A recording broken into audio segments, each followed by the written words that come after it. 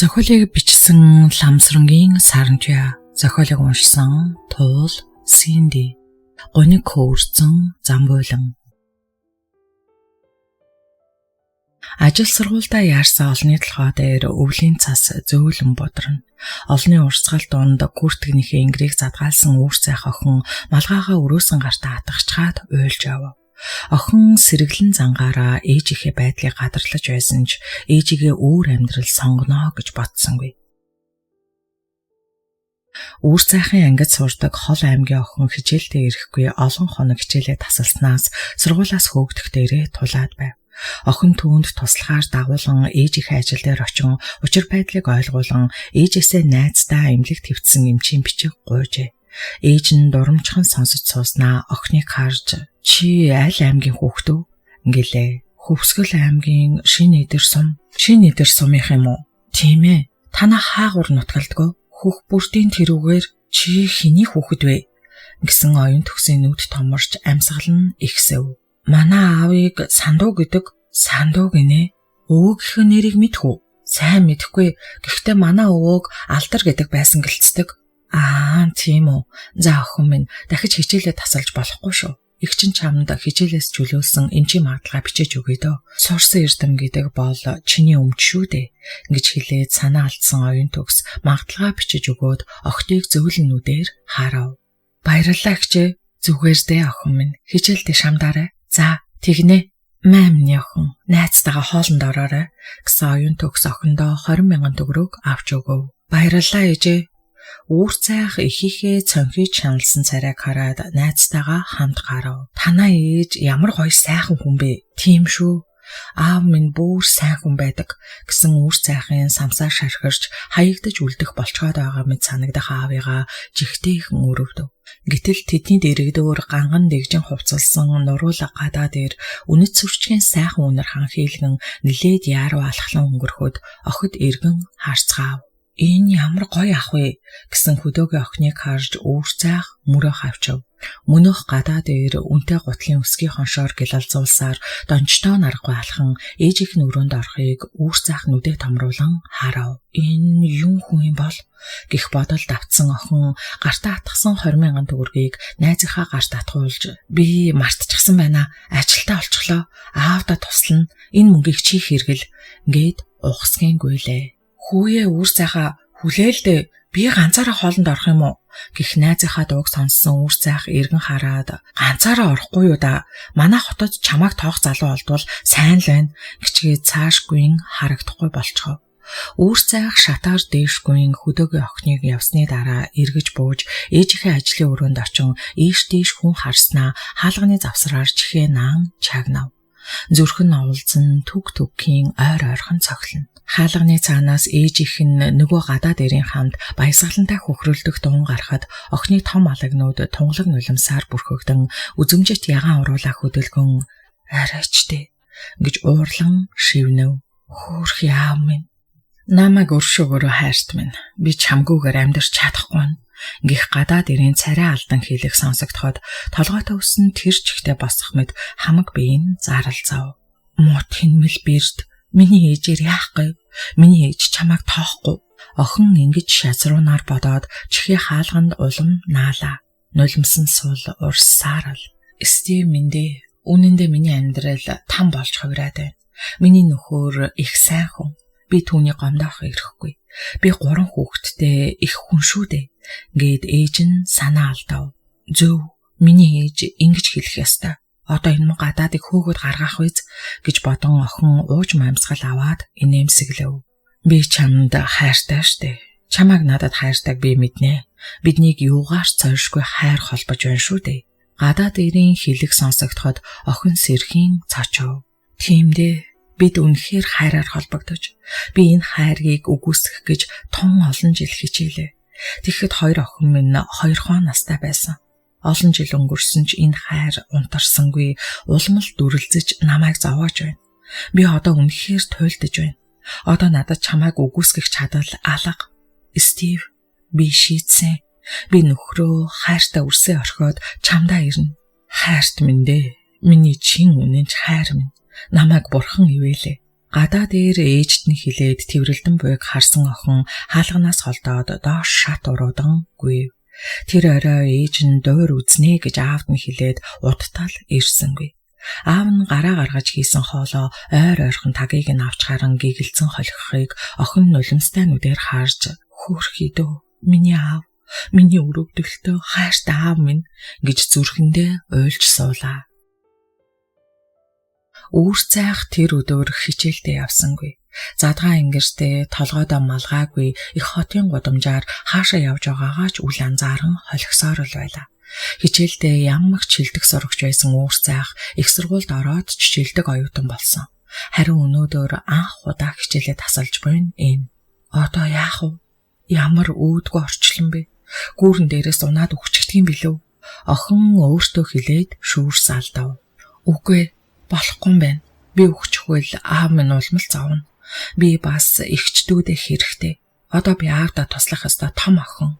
Нулимсан дахиад л мэлмэрэн урсгаад тэр их усан дуурсан охин хоолойдох гашууныг тэр чигтэн шимэн цааш залглав. Хөөе, эн чинь миний охины үүр цайх уу? Үүрийн туяа юу? Гих дун гарахад охин нүд өргөн харав. Сайн байна уу эмээ? Би үүр цайх байна. Охины сул дорой байдлыг замбаг төгшин ажиглав. Яаж орхив? Хизээж юм байдаггүй цаваас эргэлэн охинсон. Яаж орхив та бурхан минь? Миний охины биеийн өвдөө юу? Гэсэн замбаг охины духан дээр зөөлөн дарахад охин толгоос эксрээд нулимстай нүдээр эмээ минь гэж шивнэв. Яасан бэ миний охин? Ээж биднийг орхиж байна. Гээд үүр цайхыг хоёр мөрөө чичрүүлэн чимээг өмгшгэд замбагын нүрөөд нэгэн халуун огшоод ирэв. Юу гинэ өрмөн? Ээж чи яасан гинэ? Замбаг уйлан мгшигцээ охиноо хөтлөөд харанхуулан давчдах сэтгэлээ тайвшруулахыг хичээн урагш тентэр тунтаар алхав. Тэнгэр минь юу болох нь энэ вэ? Эр нөхрөө гомдоож охид үрсээ өмчрүүлээд өдий насны эмэгтэй хүн тэнэг алхам хийж энэ хөөрхөн үрсээ орхиж хат ус сэтгэлтэй байж яаж болох вүлээ дээ? Миний охин ухаалаг уян зөөлөн хүнсэн. Би одоо яах вэ? Төгөлдрийг л гомдоож болохгүй. Төгөлдөр бол алтан хүргэн минь. Тэр өдөржин өтөл буурал замбаг их зээ охиноо хөтлөн уймран шаналсаар өдрийг барав. Эмээ, та даарчглаа штэ. Ажил тарахт өгөж байна. Би гэртээ харж хоолоо хийж аавыгаа хүлээдээ. Аавынхад эргээд би байх ёстой шүү дээ. Гихцээ охиныгоо замбаг ус мэлтгэнсэн нүдээр харж миний охин чинь ийм ухаалаг сайн охин шүү дээ. Ингээд хазар дээр нь үнэрлэн үнсэв. За миний охин хайртаа. Тийм амархан шийдэгдэх асуудал биш шүү дээ. Эмийн маргааш ээжтэй ч очиж уулзна. Амжилтгүй л болох байх гэж айх юм. Ээж шийдвэрээ нэгэнд гаргачихсан юм байна лээ.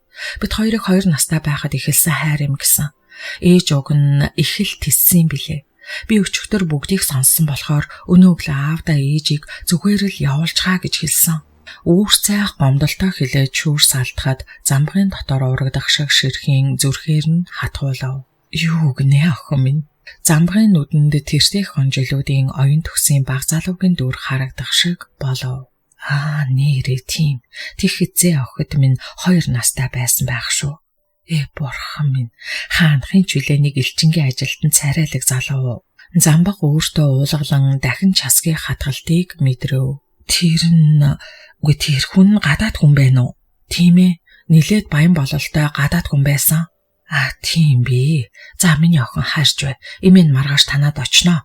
Гэсэн замбаг тунчиг гомдолтой газар шагаан алхахыг харсан үүр цайх охин түүнийг өрөвдөж "Эмээ, би таныг гэрт тань хүргээд өгөх үү?" гэлээ. Эмээдээ санаа зовлтгүй. Эмээ такси бариад харьчихна. Харин миний охин даарчихна. Гэртээ хайртаа. Гэх эмээгээ жигтэйхэн өрөвдсөн охин хөөрхий дөө мө эмээ минь химэн шивнэв. Үүр цайхыг гэртээ ороход өөрийнхөө эзэн болд хоёр талах янтаа идээд сууж байлаа. Хөөе, чи хаачаад ирж байгаа? Хичээлээ тасалсан биз дээ? Гэх өөрийнхөө ихэд ноцтой хэлээд нүд болондон харав. Чи өөрийгөө хичээсэн чинь дээрвэз миний авдал чамд хамаагүй. Яагаад хамаагүй гэж? Хамаагүй болоод л тэр. Ингээд та хоёр юу идэж суугаа? Ширээн дээр 0 хог тариад цэвэрлээч. Харж байгаа үсттэй бит хоёр цаагаа ууж байна. Чи ч гэсэн наад царайг чинь харахад цатгалан биш л бололтой байна. За яах вэ? Би ч гэсэн өлсөж байна. Маргаашаас эхлээд бэлэн эмэгдгийн оронд хоол гэж идчихвэ. Гэр орноо цэвэрлэж аяг тавгаа угаа. Аавд битгий ажил удаад заа юу. Завааруулсан зүйлээ дор бүрнээ цэвэрлэж бай. Ойлгоцгоосон биз? Гэсэн үүр зайх нэг талах яамтай шүүрж авав.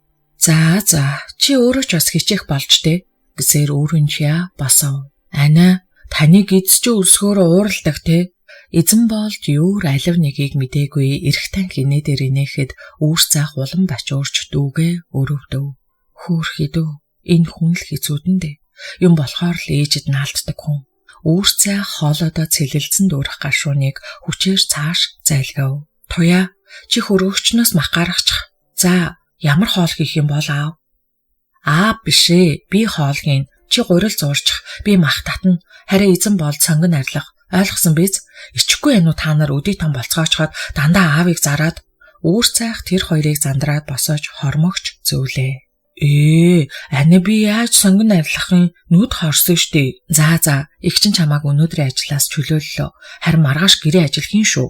Би юу да? Хүчи яагаад хийж болохгүй гэж аав хүртэл энэ гэрийн боол шиг зүтгэж байхад хөөе үүрээ. Чи юм л бол аав гэд ахын ээж ч гэсэн адилхан ажиллаж байгаа үсттэй. За тэгвэл та хоёрын тэр сайхан ээж чинь ямар мууг үйлдэж байг танаас удахгүй мэдхвэз. Үүр цайхыг ихэд бухимдан хэлэхэд өөрөнчөө эзэн болт хоёрын нүд том болон бисээ гайхан харснаа. Ээж яасан хэмээн зэрэг асууж өөдөөс нь харцгаахад эндээс холдцгоо гэж байна гэж үүр цайх муухай хашгирав. Түүнийг хизээч юм муухай ашиглаж байхыг үзээгүй хоёр хүүхэд дуугүй болж өөрсдийнхөө өрөөнд орцгоон чимээ тасрав. Үүр цайх мах татаж бууз чимхэж жигнэж байтал эхлээд төгөлдөр дараа нь оюун төгс орж ирцгээв. Миний охин хоол хийж байгаа мó гэж төгөлдөр асуугаад инээмсэглэв. Тийм ээ, таны дуртай буузыг хийгээ жигнэж байна. Гараа угаачих. Тэгэд хоолоо даваа. За тэгэхээр охиныхоо хийсэн хоолыг амтрахын идэн шүү. Төгөлдөр баярлсан дугаар хэлээд оюун төгсийг харж инээв.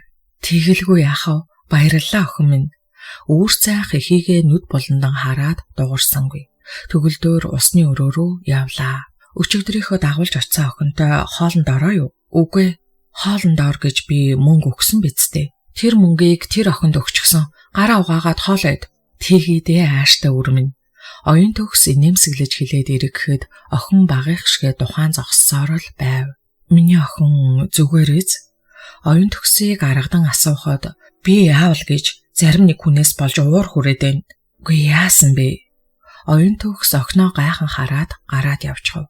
Хоолны ширээний ард сууцгаан хооллож байхдаа ганцхан үүр цайх дотроо уйлж аав дүү хоёроо өрөвдөж сув.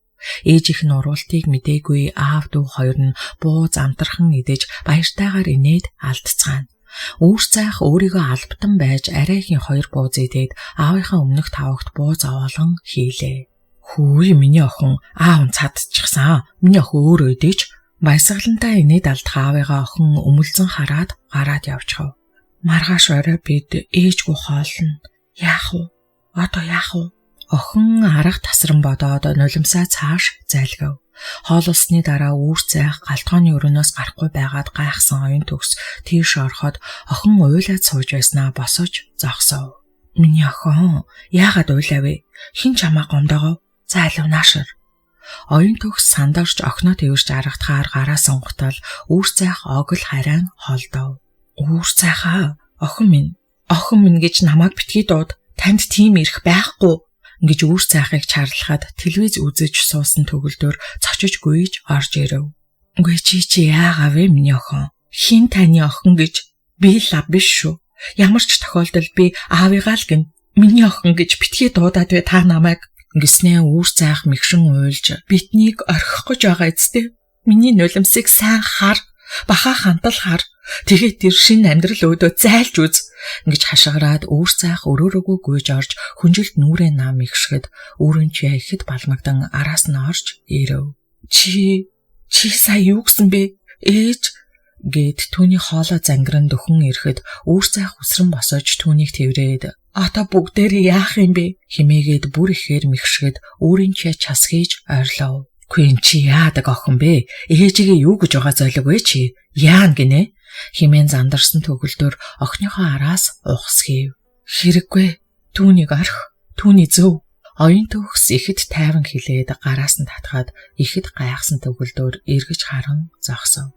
Эзэн болтхүү хоёр эгчийнхээ уйлахыг сонсож эцэг их хоёроо харан хоёр гараа илгэндээ зөрүүлэн хаалга түшин зогсно. Намайг уучлахгүй байсан ч болно. Битгий уучил. Цаашид би таныг хуурч чадахгүй. Би Стивэнд хайртай. Би танаас явлаа. Оюун төгс өөрийгөө ихэд хүчлэн хилээд хоош ганхан суун туссан төгөлдрийг ихцэлж харж зөрөхлөлгүй хурдан гихчин босон өрөөндөө орж яарч сандчин гадуур хуцаа өмсөөд бэлдэж тавьсан чемоданаа чирэн гарч ирэхэд эзэн болт өмнө нь хөндлөлтөн зогсоож ээжээ тааж хайчих чам бэ? Намайг орох гэж байгаа мó гэж уйлагнан хэлв. Миний хүү ээжигээ том болсон хойно ойлгож магадгүй. Уучлаарай ээжигээ гих мөртөө оюун төгс гараад явчихв. Хаалга тасгийн хаагдаж ээжээ битгий яваач дээ. Эргээд ирээч дээ гэж агдаггүй чарлах эзэн болтын дуун зүрх цусам сонсогдсон ч оюун төгс эргэж гэртээ орсонгүй. Орцны гэрэл шатсан байлаа. Хайртай бүхнээсээ дайчсан эмэгтэй харанхуйд ихэд алгуурхан хувцтай чемоданаа төчгнүүлэн чирсээр шат руу уруудтал нэгэн халуун гар түүнийг түшин авч хайрт минь дээ гэж шивнэх Стивний твэрт тэрээр твэрэгдэв. Гинтийн энэ явдалд газар цөмрөх шиг дайвалзан ухаан балартах төхөж хоош гэдрэгдэн унсан төгөлдөр хүүгийнхээ учиргүй уйлах дунаар сэргэн босоож гарч ирэхэд эзэн болд гар хаалганы өмнө сөхрөн унсан чихтэй уйлж байлаа. Төгөлдөр согтуу хүн аятай тентэр тунтар алхлан хүүгийнхээ дэргэд очиод эзэн болдоо гэж өөрийн бус дуугаар дуудахад хүн эргэн эцгээ гомдож цөхөрсөн нүдээр харав. Миний хөө чамд аав нь байна шүү дээ. Аавтаа ир. Төгөлдөр тисэлгүй уйлан хоолой зангируулан нулимсандаа хахаж цацсан аргатахад 15 настай хүү цахилан ирж эцгийнхээ чэйжинд наалдав. Төгөлдөр хүүгээ тэрэн уттал мэгшин уйлав. Аава хоёр охин нь хоёр талаас нь сугнан өндийлгөөд нойтон нүрийг нь халуун гараараа арчин аргатахад амьдын хагцлын өмнө аргагүйд нь сөхөрсөн өтөлөөр өртөө хүний жаргалд өмөлзөн байлаа. Сарн дээр хөөрч одод бүжсэн өвлийн сүүлчийн цагаан шүн байсан ч газарт хүний амьдрал гониг зовлонд хөвөлдсөн байсны нэг нь төгөлдрийнх байлаа. Хоёр оюутантай өсвөр насны хүүгийнхээ нийгэм талын ахуй хангамжийг сулруулахгүй хүний хүүхдээс дутаахгүй гэж зүтгэсэн төгөлдөр тэр яазгүй шөнөөс хойш шүд 100 зүтгэсээр нэг жилийг ардаа орхив. Тэнгэр дээрээс нь нургашгал болж амьдын хагцалд унаж бүхнээ зориулж алган дээрээ бөмбөрүүлж насныхаа 20 жилийг өнгөрөөсөн төгөлдөр хэдэн сар баахан гунтсан ч хүүхдүүдээ бодон хатуужалтай хансжээ. Сэтгэл санаа дагаад ч тэрөө муу хөлн улам янгинан өвдөж чирэгдэн явхад бэрхтээ болсон ч төгөлдөр шүд 100 явсаар л байв. Охин үүс зайхан хичээлдээ явахын зэрэгцээ худалдаа намааны ажлыг нь төвөггүй гардан хийж эцгийнхээ ажлыг хөнгөлнө. Энэ хугацаанд төгөлдөр 2 жудаа эмнэлэг твтээд гарав. Үүрэнчээ охин нь бодолд автаж эзэн болд хүүн 2 жудаа сүрхий зодон хийж эцгийгээ цагдаагийн өмнө царайчлан суулгахад хүргэжээ. Ээжигээ явснаас хойш эзэн болд огцом сүрхий дүрсгийн уурлаад хоёр эгчтэйгээ хэрэлдэж хаалга шиdən гарч явах болсон нь төгөлдрийг ихэд зовоон. Тэр тоолон эзэн болдын араас үүрэнчээ гарчгүй нэг удаа нүднийхээ дор хөхөртөл дүүдээ цахиулсан байв. Төгөлдөр ганц хүүгээ хэвийн байдалд нь оруулах гэж өстэй толгоогоо гашилтал зовох нь ихсэв. Замбаг байсгээд л тэднийд ирж төгөлдрийн яриаг царай даран сонсож шүүр салдан суун. Одоо яадаг вүлээ дээ төгөлдөр минь. Тийм хөөрхөн хүү иймч догшин ширүүн болчих гэж би хүн хард үзүүлж арга засал хийлгээ дээ гэж арга нь барагдсан замбаг хэлнэ. Миний хүү ээжтэй хайртай хүүхэд. Ээжигээ явснаас хойш юм л болол уурлаад хоёр эгчтэйгээ хэрэлдэж маргаад байх боллоо. Нэг удаа тояг бүр нүдийг нь хөхөртөл цогсон байгаа юм да. Бурхан минь, одоо яана? Энэ оюун төгс ер нь юу бодож явдаг хүн бэ? Их хүн байна да. Хүүхэд чухтаа эргэж тойроод ирэхэд яадаг байна? За яах вэ? Миний танхил тийм хүүтэн сэтгэлтэй хүн бишээ. Нэг өдөр хүүхдүүдтэйгээ ирээд л уулзах үз. Хөөе, миний танхил гэх юм. Гүчи ер нь яасан амар амгалан хүн бэ? Гомдохгүй байх гэж үү? Гэсэн замбага төгөлдрийг харж өмөлцөн. Би яалаа гэж танхилдаа гомдох билээ. Хайр сэтгэл гэдгийн цаад учрыг нь мэдэхгүй танхил охин надад ирсэн юм шүү дээ. Хөөрхий минь 2 охин сайхан хүү надад төрүүлж өглөө. Би гэдэг чинь хэн билээ дээ? Тостой жолооч. Өөрөөс нь 12 насаар ах хөгшин хүн. Өдрөөс өдөрт үстэй толгой минь шингэрч хөгшөрч байна. Ажил төрлөн амжилттай яваа олон хүний алтан амийг аварсан эмч хүн шүү дээ. Тэр минь өөрийнхөө үе насны ижил зиндааны хүнтэй ханилж сайхан амьдрах хэрэгтэй. Харин санаж битгэрэх төгсөн хүүхдүүдтэйгээ уулзах хэрэгтэй. Өөрөө ч эднийгээ санаж битгэрч яваа биз. Химэн төгөлдрийг ихэд тайван хэлэхэд замбгын нүдэнд ус мэлтгэнэн дүүрв. Иш төгөлдөр минь, миний сайхан хүргэн минь дээ. Чиний яриаг сонсохоор зүрх өмөрч сэтгэл сэмэрхээс өөр би юу ч хийж чадахгүй юм та. Хөгшин би өөрийн чадах хэмжээгээр та нартаа туслахыг л хүсье. Гэд миний дэм мар ухах юм да. Хайртай хөөрхөн зээх үгэнийг засаж залаад авахсан. Замбаг хилээд хідэн тусал нулимс бөмбөрүүлв. Хатан минь дээ, битгис сэтгэлээ зовоо. Таны ингээд бидний гээд ирж байгаа чинь сайхан байна. Миний хувьд Дамир ах та хоёрт их л баярлдаг шүү. Гэх төгөлдрийн хоолой зангирч байлаа. Алгармаа төгөлдрийнд байсгийн ирж түүний эрүүл мэндэд байнга анхаарал тавихын зэрэгцээ учир битүүлэг ажилтай нөхөртөө байнга санаа зовох болжээ. Төгөлдрийг орой ажлаас орж ирэхэд охин үүрийн туяан уцаар ихэд нам дуугаар шивнэг шахам ярьж байхыг тэрээр сонсож гутлаа тайлан охиныхоо байгаа өрөөний өмнө очив. Та бие сайн тэнхрүүлээрэ ээжээ. Бид дөрөв болж л байна. Аав ажиллаа хийгээд нөгөө хөл нь өвдөөд дээрэс нь эзэн бол зовоогоод нилээн ядруу байгаа. Ээжээ, та гэрийнхээ хаягийг өгчих. Би хичээлээ тараад очиж танд тусалж бай. За тэгье. Хаягаа мессежээр явуулчих гэж охиноо ярихад энэ охин ээжтэйгээ ярьж байгаа юм байна. Нийгэнж гисэн ааштай юу да. Миний туяа ухаантай охин шүү гэж бодсон төгөлдөр хоолоо засахад охин нь үргэсэн зээр шиг сортосгийн босон харайхад төгөлдөр охиноо өрөвдөв. Өө аав, та одоо ирж байгаа мó? Хөл нь гайгүй юу? Охин нь аргадангүй хэлээд гимшингүй инэв хийлэв. Тэглээ. Аав нь сая орж ирлээ. Миний охин юу хийж байна да? Төгөлдөр охиноо ихэд хайрлан духан дээр нүнэрлэн үнсэв. Хоолоо хийж гисэн шүү аава. Би усанд орлоо гэж сандарсан охин хэлээд усны өрөө рүү гүйн оров. Хөөрхий дөө, хүний л үр юм чинь миний охин ээжигээ гэлгүй ахав дээ. Химэн бодоод ирэхтэл охины утсанд мессеж дараалан ирэхэд тэрбээр санаандгүй авч харвал 95-аар толгоогоо боосон нилээд ядруу царайтай оюун төгс тохоончины нэлх хүүхд тэрсэн зурагтай дууд шуудан ирүүлжээ. Та нар ийм хөөрхөн дүүтэй болсон. Ахын нэрийг дагуулад ээж нь эзэн сүлд гэж нэр өгсөн. Аав та хэлээд хэрэггүй. Шаналхын нэмэр хөөрх юм. Аавыгаа сайн хайрлаарай. Аавын чи өмнө ээж нь цайруулшгүй их нүгэлтэй хүн. Энэ их нүглийнхээ өмнө ээж нь тамд унсан ч гомдолгүй. Оюун төгсний охиндоо бичсэн зурвасыг уншаад төгөлдөр өөртөө мэгшэв. Хөөрх юм дээ. Өөрийгөө буруутгадаг бололтой. Бас хүүгийнхээ нэрийг дагуулж хүүхдтэй нэр өгчтэй. Миний танхил чинь ухаалаг, сайхан сэтгэлтэй хүн болохоор надад санаа зовдөг бололтой. Би чи ир хүн шүү дээ. Надад юунд заах вүлээ дээ. Ядруул харагдаж байх шиг байна да. Аргагүй дээ хөөрхий. 43-таа төрж байна шүү дээ. Тамд унсан ч гомдолгүй гин. Үгүй яаж тэгж болдгийг. Хөхөнд нь сүү байгаа болов. Тэр муу нөхөр шүү юм хэр халамжтай юм бол. Төгөлдөр сүүлдээ хүүхдүүдийнхээ ихэд зовж эхлэв. Түүний галтгооны өрөөний цонхны өмнө сүүлийн үед байнга татах болсон тамхиа байгуулж суухад өөрөнчөө дэрэгдэн очив. Аава, та унтахгүй юу гэж суугаа. Охин эцгийнхээ дэргээ зогсоод хүзүүдэж тэрж нүүрэнд нь нүрээ наав. Нойр хүрдэггүй. Аав нь жаахан юм бодоод л сууж байна. Юу одоо вэ? Аава, та ээжийг бодоо юу? Тийм ээ. Ээжийг ч бодож байна. Та ээжэд гомдож гин үү? Үгүй дээ өрмөн. Аав нь яалаа гэж ээжд нь гомдох үлээ. 42 настай эмэгтэй төрнө гэдэг хэцүү шүү дээ. Тиймээс аав нь жаахан зовоод байна.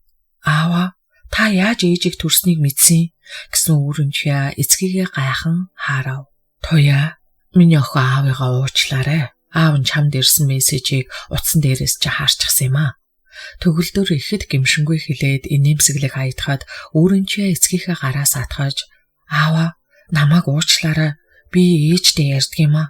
Ээж төрөөд 1 сар гаруй хүн болж байгаа. Би нэг ядруу байгаа. Одоо хүртэл хөхөнд нь сүү араагүй гэсэн гээд өөрийн чия өмөлцөв. Тэр шөнө төгөлдрийн нойр хүрсэнгүй. Дасал болсон туршлагатай сандлаа налан суугаад тамхиа татаж гарав. Өөрийн 4 цаг болоход төгөлдрийн хөл доор тамхины 2 хайрцаг хэвтэж байв. Тун ядруухан байгаа бололтой. Тийм байж хэрхэвч болохгүй. Төгөлдөр ихэд тод хилээд ухсгийн босохдоо хөлийн дор хэвтээ тамхины хайрцгийг ялбитэл гიშгээд гадуур самцаа өмсөнгөө машиныхаа дэлгүүрийг шүүрөв. Шүнжин уйлсан хүүгээ тэрж 3 өрөө дамжин холгосон Стивен өглөөний 6 цагт хүүгээ гар дээр нундахад ихийнхэн дэргээ зөөлөн тавиад эргэн гарч том өрөөнийхөө бодон дээр тэрийн унаад хорхирч эхлэв. Гэрийн зөөлөн халаад нөмрөн боссон оюун төгсийн толгой эргэн дайвалзаж дотор нь муухай оргиход хаалга төвшин хүйтэн хананд тухаанаа зогсов. Шүнжин нойргүй хүүхэд тэрж хонсон Стивенд завсан тул хан туршиг шахуу явсаар том өрөөнд орвол Стивен сүхээр цогсон ч сэрхээргүй буудан дээр тэрийн хөвтөөд бүх нойр давтсан харагдахад толгоос ихсэрч иш зайлуул да. Ингэж хөвтгээр яаж амрах вүлээ дээ. Хувцас тайлаад хүнчлүү нөмрөөд хөвтдөг байгаа да гэж ганцаараа яриад эргэн явж хүнжил авчран нөхрөө хуучав. Дахиад л толгой өргөн хамаг биеинд альбилзаж чичрүүс хөрөхөд хүүхдийн дэргэд очин хэсэг зуур суув. Би ч одоо яагаад байна? Би нэг л базаахгүй өвчин туссан бололтой. Шинжилгээ өгөх хэрэгтэй болох нь дээ. Химэн төгшин бодсон оюун төгс нялх хүүгийнхээ хажуугаар хэвтэв. Төгөлдрийн танил дотн царай хөнгөнсөн инээд 3 хүүхдийн зүрхэнд хоногшсон дүр тодрон харагдах шиг болох үе зүрхээр нь шир ширхийн хатгуулна. 2 шанааг дааган нулимс горхлон уурсан. Би хүний өнөргүй муухай зан гаргаж тэднийг гомдоосон. Бага охин хүү 2 маань намайг сонсохч дургүй гэсэн. Өөр унсан хүүхэд уйлдаггүй гихчээр тэдэнд гомдох эрхгүй хүндээ би. Төгөлдөр ахыг л өрөвдөх юм. Эрүүл саруул сэтгэл дүүрэн амьдраасан да. Өдийд тэр миний дэргэд байсан бол мөн ч их нүмер түшигтэй байхсан. Тийм хүний гомдоосон хүний би ингэж өвдөхөөс биш яах вэ дээ. Стивен надад хайр халамж ихтэйч яаж төгөлдөр ахыг минь гүйцэх вүлээ дээ. Би маань ер нь өөдлөхгүй. Энэ олон жил хайр сэтгэлээ надад зориулсан Стивнээ нялх хүүхдтэйгээ үлдээгээд зовлон дуначих вэ дээ. Би ер нь яасан хаяа муутай хүн бэ. Төгөлдөр ах минь залуудаа хөлдөө хүн чарх авсан. Одоо Стивнээ өнчрүүлж хөл яана. Бурхан минь. Энэ нялх амтан яанда. 3 том хүүхэд минь ч одоо яа гэхв. Уур шиг түшигтэй эцэг нь би. Химэн бодоод шархран өвдөх зүрхээ даран тонгойв. Хүүхэд уйлгнахад Стивен босож ирсэнгүй. Аргагүй дээ хөөх юм. Шүнжин нойргүй хонсон хүн. Оюун төгс Стивнийг өрөвдөн бодоод хүүхдийг авч нүүрөөд нь ширтэв. Аавтайгаа адилхан хянган хамар цэлмэг цэнхэр нүдтэй хөөхөн хүү ихийгээ харан ангалдснаа өмөлцөн уйлж эхлэв. Чааваста хөөх юм гэж үүний зөв шүү дээ. Ээжд нь сүү орохгүй хүүгээ зовоочглоо. Оюун төгс хоолой чичрүүлэн хилээд нялхүрээ өрөвдөн үрлэн нулимс унгав. Хүүхэд уйлагнан хөхөө амандаахийн үрчилдснээ хөхөж бүр сүүгээ залгилж эхлэхэд оюун төгс баярлсандаа зөөлөн мэгшив. Ашгүй минь гэж хөхөнд сүү орж байна. Одоо миний хүү алцахгүй. Ээж нь хөхөндөө сайн массаж хийсэн юмсан. Одоо хөөрхи өрмөн одоо бүх юм зүгээр болно. Жоохон сүү хөхөнгөө ундчихсан хүүгээ оюун төгс тонгоон үнсэв. Багч болов сүү хөхөж цадсан хүүгийнхэн тухан дээгүүр хөс бурзаан байхыг харсан ихийн сэтгэл өмөрч эви минь гэж хонгор өрмөндөө гэж дуалдав. Сэтгэл амсгийсэн оюун төгс хүүгийнхээ хажуугаар хэвтээд унтаж орхив. Хаалганы хонх удаа дараалан тачигнах чимээгээр оюун төгс эхлээд сэрэв. Цаг харвал өглөөний 7 цаг болж байлаа. Манад ийм эрт хин ирдэг вүлээ. Оюун төгс өөртөө хилэн босож халаадаа өмсөв. Туяа минь хичээлд явахаас өмнө ирж байгаа юм болов. Өөр хин байх вүлээ дээ. Хөөрхи охин минь гэж. Оюун төгс өмөлцөн бодоод өөдрөө ухсгийтэл толгойн эргэн хан төшөв. Стив минь босоорой. Манад зочин ирж байх шиг байна. Гэх оюун төгсийн дуунаар Стивен огл харайн босож ирэв. Хайрт минь болгоомжтой. Ингэсээр гүн ирж түшин тэрв. Оюун төгс нөхрөө инээмсэглэн харж манад зочин ирж байна гэд хаалга руугаа заахад Стивен мөн инээж эхнэрээ цээжиндээ тэрврээд зочин ирж байна гэсэн үү?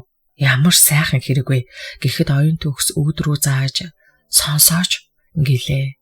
Уучлаарай, би одоо л сонсож байна гэд Стивен өвд рүү яаран явхад хаалгыг 3 дахин тогшоод түр хүлээснээ дахин 3 дахин тогшоход "Гүй тэр яг эцэг шигэ" хэмээн оюун төгс инээмсэглэв. Хаалга онгоох сонсогдоход оюун төгс яаран толны өмнө очив. Охиндоо ядарсан царайтай харагдахгүй юмсан. "Сайн байна уу? Уучлаарай. Та айл андуурсан болол та" гэх Стивний дуун сонсогдоход оюун төгс анхааралтай чагнав. Охин нь биш болол та. "Би айл андуураагүй. Танахыг зорж ирсэн хүн байна. Танхил хаан байна." Танил хөнгөнсөн дуун гарахад оюун төгс палхийн цочиж сандрахтаа унтаж буй хөөрөөгөө гүн очиж тэрв. Одоо яадаг вүлээ? Унтаж байсан ялах хүүхэд сэрж уйлгнахад оюун төгс хөвүүнээ элгэндээ улам чанга тэрв. "Танхил гинэ. Тийм хүн байгаа. Би төгөлдөр гэдэг хүн байна." "Ойлголоо. Намайг өршөөгөөр. Би одоохон" гэсэн сандарсан дуун гарч хөлийн чимээ ойртоход оюун төгсийн амьсгаа дээшилж нүдээ айнав.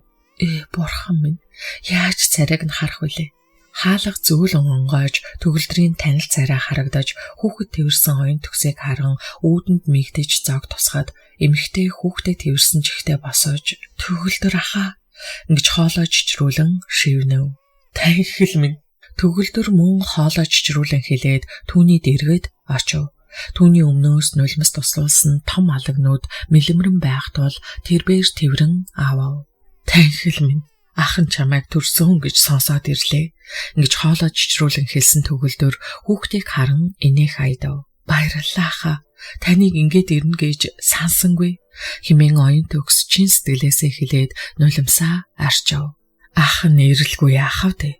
Минь сайн байгааг ч сонсвол баярлан шүү. Энэ Стивен бит хоёрын хүү."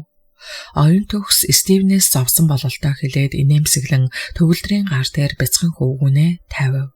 Төгөлдөр нялх хөвгүний духан дээр инхрийлэн үнэрлээд зам луут ир мэндэлжээ. "Баяр хүргэе. Аз жаргалтай сайхан амьдарцгаа. Ахын та нарт сайн сайхныг хүснэ.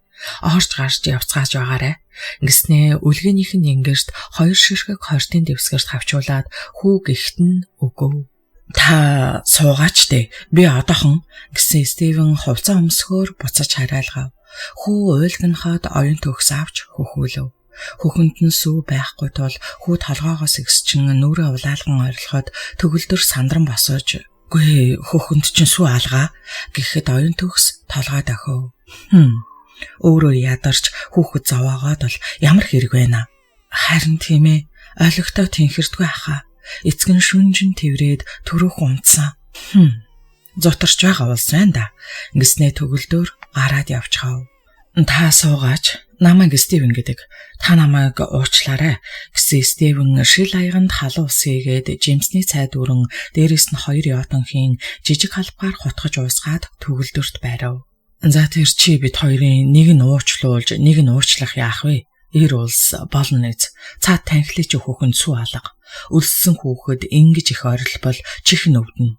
Бид үннийг хэлэхэд сандарч суулаа. Хүү маань хүүхдийн зориултын тижээлээр өгчхаар огт хөхөхгүй. Эхийн сүүтэй игнэх юу байх вүлээ дээ. Танхилын хөхөнд сүү оруулах аргыг би мэднэ. Ингэж хоош сууж болохгүй дөөхөө. Тэр хайрцагтай гахтаад өхүүлээд өг." Ингэснээ хөлийн өвчин нь лугшиж эхлэхэд алгаараа зөөлөн дарав. Төгөлдрөө оруулж ирсэн хайрцагтайг Стивен өргөсөөр өмнө нь авчирч өгөөд амьсгаагаа дарав.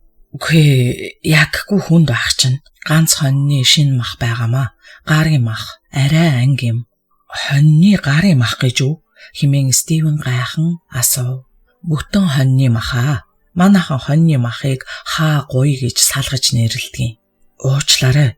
За тэр яах вэ? Мах хөшөглөх юм аваад ир. Энэ махыг тоогоонд уй. Чи чанаж ид.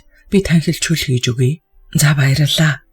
Стивен төгөлдрөөс баггүй санаа зовж хэлсэн бүгдийг нь авчирч өгнө. Оюун төгс төгөлдрийн хийж өгсөн шүлийг уугаад хамаг биеийг нь хар хүлс цутагчхав.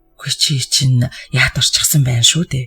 Гэхээс өөрийг хилээгүй төгөлдөр эргэн гарч шар будаа зутагнан хийцэлж цай чанан авчирч өгөхөд хамрынх нь хөлс бурцаасан оюун төгс 2 аяг хийцтэй цай уугаад хэвтэнгүүтээ унтаад өгөв. Та юу гэж бодож байна вэ? Дөнгөж төрсөн эмэгтэй ийм их тостой өтгөн цай уухаар ходоод өвдвөл яана гэж Стивен бухимдангуй хэлэхэд төгөлдөр инээж Монгол эмэгтэй Монгол ахуйгаасаа өвдөдгүй маа гэлээ. Та шар ариг уух уу?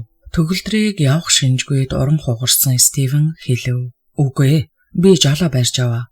Танхилыг сэрхээр явна да гэсэн төгөлдөр хоньны сүлийг хяран хөшөглөж гарав. Оюун төгс таныг дандаа магтаж ярьдаг. Аргагүй сайн тоогоо барьдаг юм байна. Хөөрхий дөө, миний танхил. Төгөлдөр нэг их санаашрангуй дуун алдаад хоньны сүүл шаргаан хиншүү гаргалгүй сүүлийн тосны үнэр ханхийхэд Стивен хамраа чимхэн салхивч нээлээ. Хүүхэд ойлов. Хүүгээ аваад ирдээ. Ихэн сэрчгэн. Стивен түүний үгэнд дуулууртай наргагүй захирагдаж цааш орж эв дүү муутай хүүхэд тэврэн хамаг биеийг дөрвөлн сэгсчсээр гарч ирэв. Хүүхэд улам уйлсаар хүн минь дээ. Миний индра гой чамаас тайвшрал та. Энэ хүний дэргэд аавыгаа битгий эвгүй байдалд оруулаач дээ. Ингэсэн Стивен дотоод сэтгэлдээ залбирав. Ингэсэн ч хүүхэд эцгийн хүсэлтийг үл тоон уйлсаар бурхан минь, ингэж хүүхэд зовоож яаж болох вүлээ дээ. Ихэн жаах унтаад орхивол учиртай. Хүүгээ нааш нь өгдөө. Ингэхэд чи нялх хүүхэд асарч байсан уу? Үгүй дээ. Индра миний анхны хүүхэд тийм ч болов гэж бодсон юм аа. Төгөлдөр хүүхдийг авч аманд нь сүүл өмхүүлчихэд хүүхэд буур хийн хөхөж эхлэв. Гүй та яаж байна? Хүүхдийн гидс дотор хямрана гэж Стивен дуу алдав. Чи битгий зайлигтаад бай. Хүүхэд бүр ингэж сүүл хөхөж хүн болдгийн. Манай Монголд эн чинь Монгол ээжийн хүү шүү гэж төгөлдөр зандрав. Бяцхан хүмүүн тайвширч сүүл хөхөн төгөлдрийн өмнөөс мэлтийтэл ширтэн. Бурхан минь. Заяа буйнан дэлгэрч өсөг. Ямар хөөрхөн хүү вэ? Тэнгэрийн өнгөшөг тунгалаг цэнхэр нүдтэй. Ийм тунгалаг нүдтэй хүүхэд сайн хүн бололгүй яах вүлээ? Төгөлдөр баясан бодоод хүүхдийн духан дээр үнэрлэж үнсгэд сүүл хүн буулзуулах цэнхэр нүдэн хүү төгөлдрийг харан хөөрхөн гихч нь хоолой татан хөхрөв. Хөөрхий дөө гэж. Хөөе, хэн? Чи хар та. Хүү чи инээж байна. Ихэд баярлсан төгөлдөр Стивний гар дээр хүүхд тэврүүлэн хэлэв. Нялх уу эцгийгээ харан мөн шилзэн инээхэд ихэд догдолсон эцэг хүүгээ илгэндээ наан хацарт нь уруулаа наав. Төгөлдөр ийхүү 3 хүүхдийнхээ их хайрлан ханилж байсан хайртай бүсгүйгээсээ төрсөн нялх үртэй дотносон танилцжээ. Төгөлдөр ахаа та их сайн хүн юм аа. Миний хүү анх удаа таныг харж инээлээ. Гэх Стивний нүднээс гэрэл цацрах шиг төгөлдөр санагдахад заашгүй дээ. Танхил минь сайн хүнтэй ханилсан бололтой. Сайхан ч ир хүн байна. Химэн бодов. 2 цаг гэртээ унтсан оюун төгсөрж хөхөө чинэрэн буйг мэдрэн ухсгийн өндөв. Тэрбээр сүүл хөхөн эцгийнхээ үр дээр унтаж би хүүгээ харан инээмсэглэж хөхөнд сүү орчгож гэлээ. Заашгүй дээ танхил минь. Ахын шин хоньны мах төхөөрөд ирсэн. Шүл уугаарай. Тайв амгалан байж тэнхэрч үз. Би өдөр бүрээ ирж чамд цай шүл хийж өгч байна. Одоо гэрэгч мэдэх боллоо. Харин одоо явуулгүйгааргүй. Ингэсэн төгөлдөр босоож хайртай эмэгтэйгээ харан зүрхээ шархлан хатгах шиг болоход хөнгөөн шүүрсаалдав. За тэгдэ ахаа.